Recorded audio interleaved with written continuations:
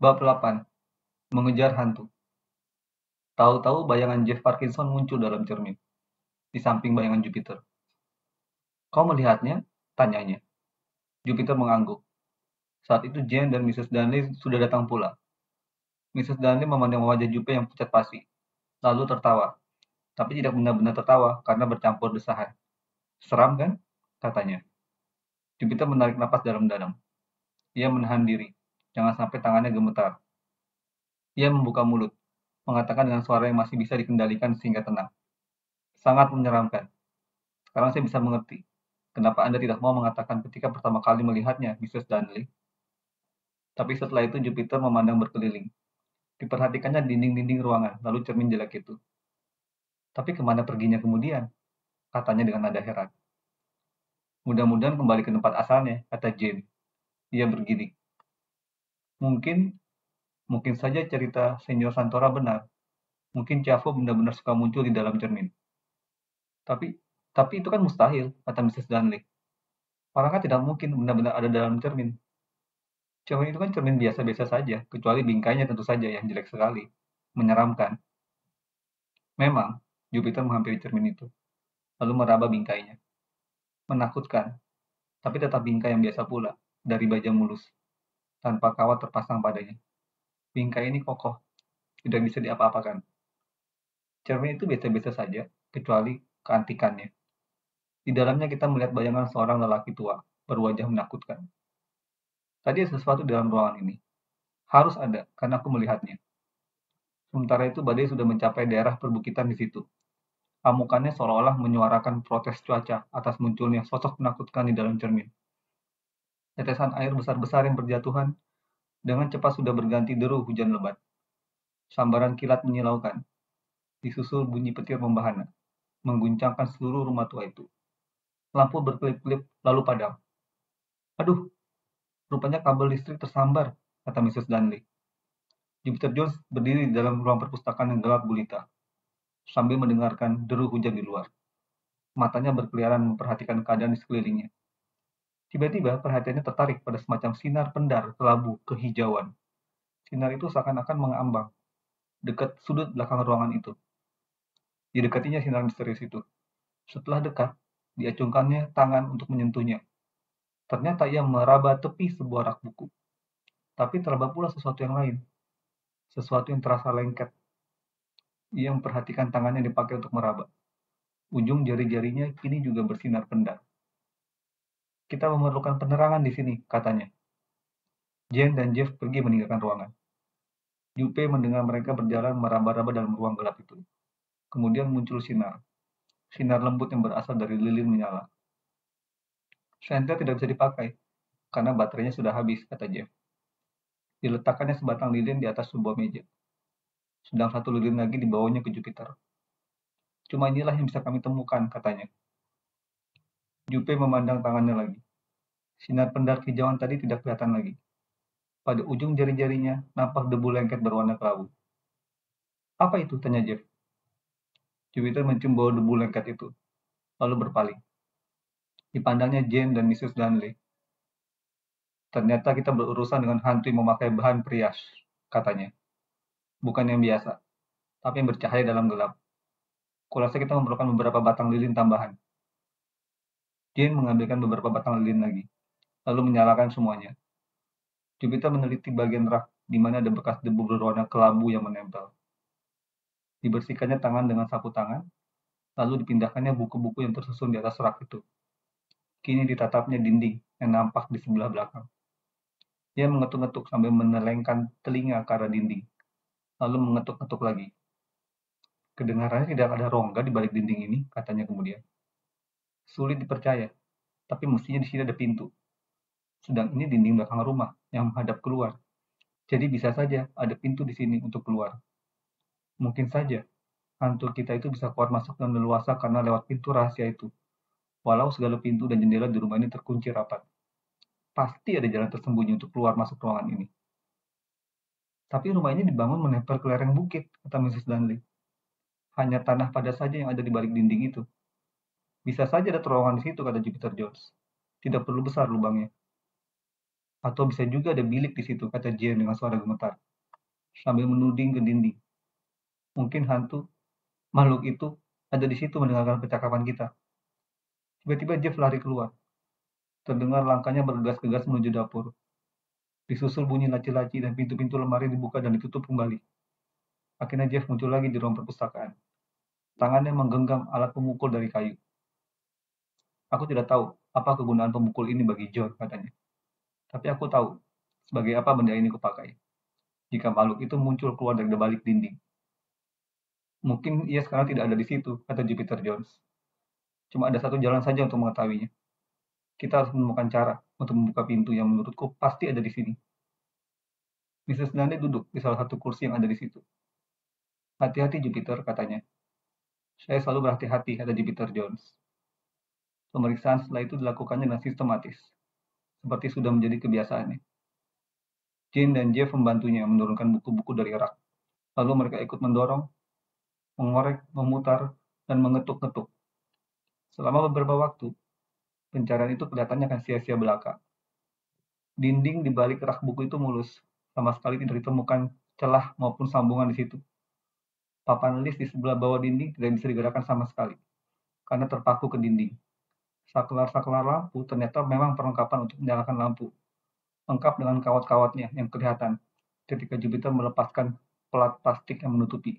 Tidak ada yang bisa diputar atau ditarik, walau sudah dicoba dengan berbagai cara. Mestinya ada semacam kancing di sini, kata Jupiter setelah beberapa saat mencari-cari. Harus ada semacam kancing, dan kancing itu harus ada pada dinding ini. Tapi di mana? Mungkin pintu itu hanya bisa dibuka dari sebelah sana, kata Jeff. Tidak. Ingat, Drextar ahli sulap itu yang membangun rumah ini.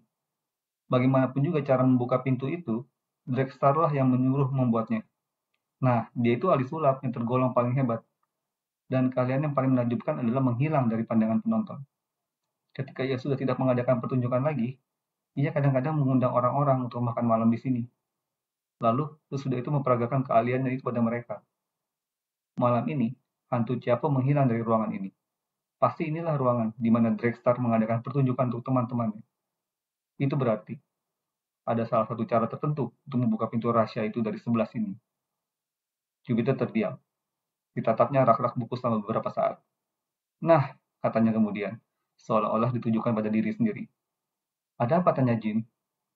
Jika segala cara yang kita coba selama ini ternyata tidak berhasil, maka satu-satunya kemungkinan yang benarlah yang belum kita coba. Rak-rak ini kelihatannya sangat kokoh buatannya. Apakah sudah ada di sini ketika Anda membeli rumah ini, Mrs. Danley? Ya, karena memang merupakan bagian dari rumah, dan selalu penuh terisi buku. Nah, jika salah satu papan yang kita tekan, tidak ada apa-apa yang terjadi. Tapi, bagaimana jika ini kita lakukan? Jupe meletakkan telapak tangannya di bawah papan rak, di mana masih nampak bekas debu perias, lalu mendorongnya ke atas. Tidak terdengar bunyi apa-apa, tapi ada hembusan angin yang nyaris tak terasa, tapi menyebabkan nyala lilin bergerak-gerak. Sebagian dari dinding di depan Jupiter bergerak maju. Berikut rak yang terpasang di situ. Saat lamanya, keempat orang yang ada di ruangan itu tegak terpaku di tempat masing-masing. Semuanya menatap lubang yang kini nampak di dinding. Tapi tidak ada makhluk menakutkan yang menerjang maju.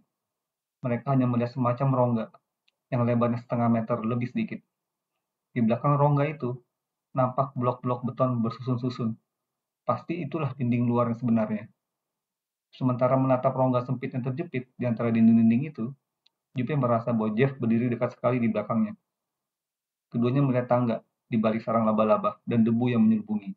Tangga itu mengarah ke bawah, ke dalam gelap. Lilin, kata Jupe. Tolong ambilkan lilin. Jeff mengambilkan sebatang lilin yang menyala. Jupe masih berdiri sesaat, mengamati bagian dinding yang membuka ke depan. Pantas kedengarannya kokoh, katanya. Karena terbuat dari bahan seperti dinding biasa, tapi terpasang pada bingkai baja. Benar-benar hebat. Jeff yang masih berdiri di belakang Jupe memandang ke tangga yang mengarah ke tempat gelap di bawah. Kau hendak masuk ke sana? Tanya anak itu dengan suara berbisik-bisik. Jangan, suruh Mrs. Dunley. Apa boleh buat saya harus turun, kata Jupiter. Saya paling tidak suka bekerja setengah-setengah. Kalau begitu aku ikut, kata Jeff. Jangan, Jeff. Suara Mrs. Dunley melengking tinggi. Hantu itu mungkin tidak ada lagi di bawah sana, Mrs. Dunley, kata Jupe menenangkan. Mungkin dia sudah pergi. Jupe melangkahi papan list yang masih ada di tempat semula, lalu mulai menuruni tangga. Jeff menyusul sambil menggenggam palu kayunya erat-erat. Tangga tersembunyi itu curam. Diterangi nyala lilin yang bergerak-gerak dan setiap kali nyaris padam, nampak dinding berdebu dan berlumut di sisi kiri kanannya. Tercium bau barang tua dan selalu lembab, bercampur hawa yang selalu terkungkung sehingga seakan-akan sudah mati. Tiba-tiba, tangga membelok dengan tajam. Setelah 3 jenjang lagi yang juga curam, tangga itu berakhir di sebuah ruang bawah tanah yang kecil ukurannya. Sebuah bilik berdinding blok-blok beton dan berlantai semen. Jupe mengangkat lilin yang dipegangnya tinggi-tinggi, sementara Jeff berdiri di sampingnya. Tidak ada siapa-siapa, kata Jeff dengan suara mendesah. Tapi ya ada di sini tadi, kata Jupiter Jones lirih. Kau lihat bagian lantai itu, di mana debu yang menutupinya berserakan.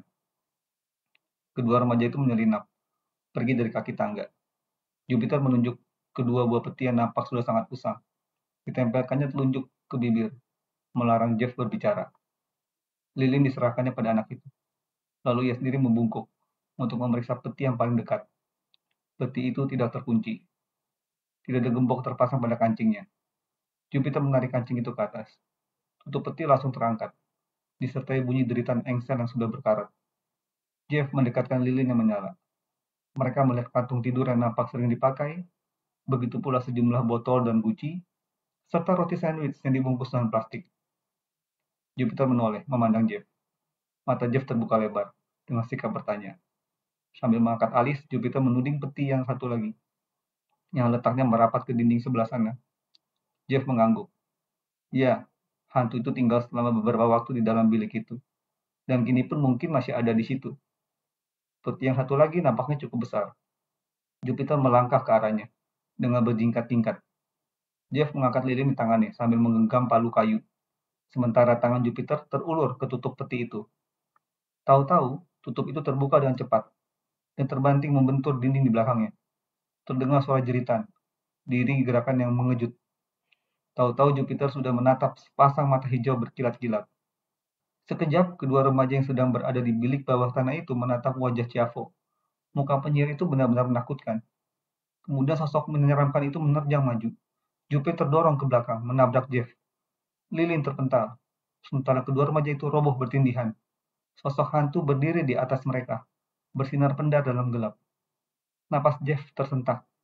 Palu kayu terlepas dari genggamannya.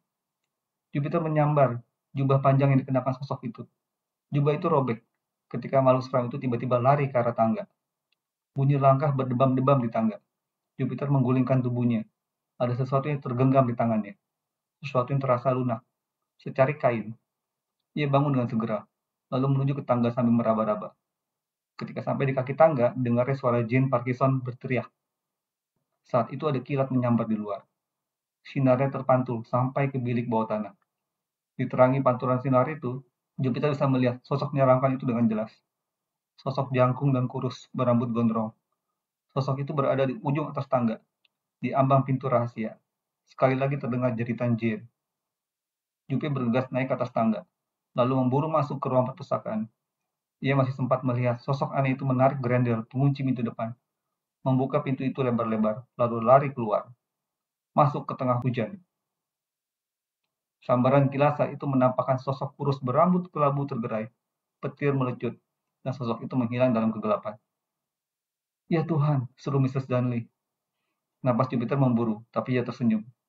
Hantu menarik, katanya. Jubahnya tadi robek ketika ia melepaskan diri dari peganganku. Ini robekannya.